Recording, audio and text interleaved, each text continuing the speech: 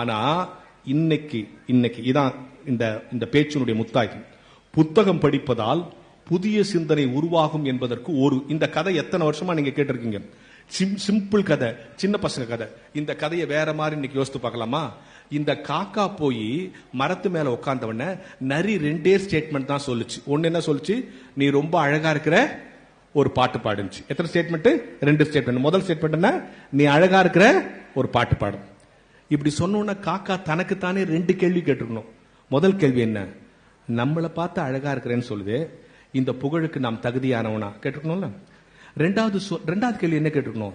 இதை சொல்றது யாரு? இன்னொரு காக்கா சொன்னா கூட பரவாயில்ல, இல்ல பறவை இனத்தை சேர்ந்த இன்னொரு புறாவோ கிளியோ சொன்னா பரவாயில்ல, நமக்கு சம்பந்தமே இல்லாத நரி சொல்லுது. இந்த புகழை செய்ய இவன் தகுதியானவனா அப்படி கேட்கணும்ல. இப்ப 2 கேள்வி கேட்டுக்கணும் காக்கா. முதல் கேள்வி என்ன? இந்த புகழுக்கு நான் தகுதியானவனா? இந்த புகழை செய்ய இவன் தகுதியானவனா? பெண்களை ஏமாத்தவரெல்லாம் முதல்ல நீ அழகா இருக்கிறேன்னு சொல்லிட்டு தான் அடுத்தது ஐ லவ் யூன்னு சொல்லுவான். அப்படி சொல்லும் போது இந்த புகழுக்கு நான் தகுதியானவனா, இதை செய்ய இவன் தகுதியானவன் கேட்டா இந்த உலகத்துல எவனையும் ஏமாத்த முடியாது.